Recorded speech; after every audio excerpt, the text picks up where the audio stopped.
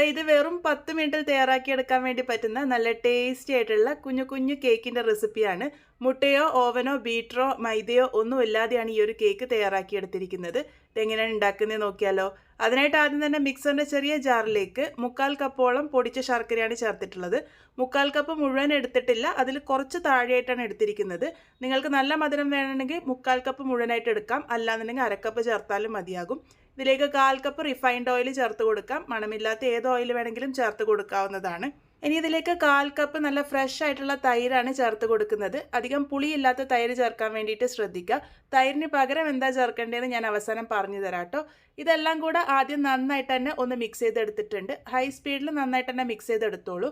അതിനുശേഷം ഇതിലേക്ക് 1 കപ്പ് ഗോതമ്പ് പൊടിയാണ് ചേർത്ത് കൊടുത്തിരിക്കുന്നത്. ഇതിൻ്റെ കൂടെ തന്നെ 2 ടേബിൾ സ്പൂൺ പാൽപ്പൊടി കൂടെ ചേർത്ത് കൊടുക്കാം. ഗോതമ്പ് പൊടി ഉപയോഗിച്ച് ഉണ്ടാക്കുന്ന കേക്കിൽ പാൽപ്പൊടി കൂടെ വരുമ്പോൾ രുചി ഒന്നും കൂടെ കൂടും. കയ്യിലുണ്ടെങ്കിൽ എന്തായാലും ചേർത്ത് കൊടുത്തോളൂ. ഇതിലേക്ക് ഇനി 1 ടീസ്പൂൺ ബേക്കിംഗ് പൗഡർ ചേർത്ത് കൊടുക്കാം. കൂടെ തന്നെ 1/4 ടീസ്പൂൺ ബേക്കിംഗ് സോഡ കൂടെ ചേർത്ത് കൊടുക്കാം. ഇതിലേക്ക് 1 നുള്ളു ഉപ്പും കൂടെ ചേർത്ത് കൊടുത്തിട്ടുണ്ട്. നല്ലൊരു ഫ്ലേവറിനായിട്ട് 1/2 ടീസ്പൂൺ വാനില എസൻസും കൂടെ ചേർത്ത് കൊടുക്കാം. ഇനി ഇതിലേക്ക് പാല് ചേർത്തിട്ടാണ് ഇതൊന്ന് അരച്ചെടുക്കാൻ വേണ്ടി പോകുന്നത്. പാല് റൂം ടെമ്പറേച്ചറിലായിരിക്കാൻ വേണ്ടിയിട്ട് ശ്രദ്ധിക്കണം. കുറച്ച് ആദ്യം ചേർത്ത് കൊടുത്തിട്ടുണ്ട്, പിന്നെ നോക്കിയിട്ട് നമുക്ക് ചേർത്ത് കൊടുക്കാം. ഈ ഒരു കൺസിസ്റ്റൻസിയിലുള്ള ബാറ്ററാണ് തയ്യാറാക്കി എടുക്കേണ്ടത്.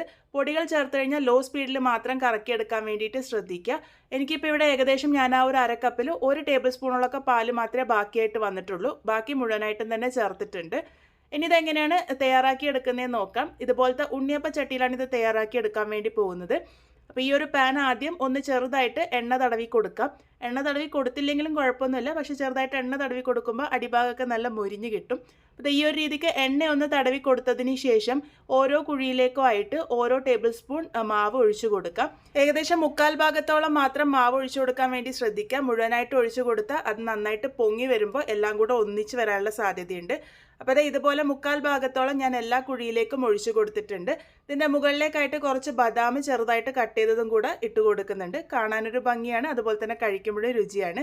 ഇതിന് ബേക്ക് ചെയ്ത് എങ്ങനെയാണ് എടുക്കുന്നതെന്ന് നോക്കാം. അതിനായിട്ട് ആദ്യം തന്നെ ഒരു പഴയ തവ ആദ്യം ചൂടാക്കാൻ വേണ്ടി വെച്ചിരുന്നു. തവ നല്ലപോലെ ചൂടായി വന്നതിന് ശേഷം ഈ ഒരു പാന് ഇതിൻ്റെ മുകളിലേക്ക് വെച്ച് കൊടുക്കാം. ഇതുപോലെ മൂടി ഉപയോഗിച്ച് കവർ ചെയ്യുക. എന്തെങ്കിലും ഹോളൊക്കെ ഉണ്ടെങ്കിൽ അതൊന്ന് ക്ലോസ് ചെയ്യാൻ വേണ്ടിയിട്ട് മറക്കരുത്. അപ്പോൾ ഇതുപോലെ ഞാൻ ടിഷ്യൂ ഉപയോഗിച്ച് ആ ഒരു ഹോള് കവർ ചെയ്തെടുത്തിട്ടുണ്ട്. ഇനി ഇത് ഏറ്റവും ലോ ഫ്ലെയിമിൽ വെച്ച് 10 മിനിറ്റ് നേരം ഒന്ന് ബേക്ക് ചെയ്തെടുത്താൽ മതി. അപ്പോൾ അതാ നോക്കൂ, 10 മിനിറ്റ് ആയിട്ടുണ്ട്. നമ്മളുടെ കേക്ക് നല്ല പോലെ തന്നെ പൊങ്ങിയൊക്കെ വന്നിട്ടുണ്ട്.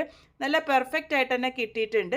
അതിൻ്റെ അടിഭാഗം ഞാനിവിടെ കാണിച്ചു തരാം. അപ്പോൾ തന്നെ മനസ്സിലാകും നല്ല പെർഫെക്റ്റ് ആയിട്ട് തന്നെ നമ്മളുടെ കേക്ക് ഇവിടെ കിട്ടിയിട്ടുണ്ട് എന്ന്. ഇതൊരു ടൂത്ത് പിക്കോ സ്ക്യൂറോ ഉപയോഗിച്ച് ഒന്ന് കുത്തി നോക്കുക. നീറ്റായിട്ട് വരുന്നില്ല എന്നുണ്ടെങ്കിൽ മാത്രം എക്സ്ട്രാ ടൈം വെച്ചാൽ മതി. 10 മിനിറ്റിൽ തന്നെ നമുക്ക് ഈ ഒരു കേക്ക് റെഡിയാക്കി എടുക്കാൻ വേണ്ടി പറ്റും. നിങ്ങൾക്ക് തൈര് ചേർക്കാൻ താല്പര്യം ഇല്ലാന്നുണ്ടെങ്കിൽ ആ ഒരു കൂട്ട് റെഡിയാക്കി എടുത്തതിന് ശേഷം ഏറ്റവും അവസാനമായിട്ട് 1/2 ടീസ്പൂൺ വിനാഗിരിയോ അല്ലാന്നുണ്ടെങ്കിൽ 1 ടീസ്പൂൺ ചെറുനാരങ്ങ നീര് ചേർത്തിട്ട് വേണമെങ്കിലും ഈ ഒരു കേക്ക് തയ്യാറാക്കി എടുക്കാവുന്നതാണ്. അപ്പോൾ ഗോതമ്പ് പൊടിയും ശർക്കരയൊക്കെ ചേർത്തിട്ടുള്ള നമ്മളുടെ കേക്ക് നല്ല പഞ്ഞി പോലെ സോഫ്റ്റ് ആയിട്ടാണ് കിട്ടിയിരിക്കുന്നത്. അത് നിങ്ങൾക്കിപ്പോൾ ഇവിടെ പൊട്ടിച്ച് കാണിക്കുമ്പോൾ തന്നെ മനസ്സിലായിട്ടുണ്ടാകും. വൈകുന്നേരം ചായയുടെ കൂടെ കഴിക്കാനായാലും കുട്ടികളുടെ സ്നാക്സ് ബോക്സിൽ കൊടുത്തുവിടാനായാലും പെർഫെക്റ്റ് ആണ്. എന്തായാലും ട്രൈ ചെയ്ത് ഫീഡ്ബാക്സ് ഒക്കെ പറയാൻ മറക്കരുത്. വീണ്ടും ഒരു നല്ല റെസിപ്പിയുമായി കാണാം.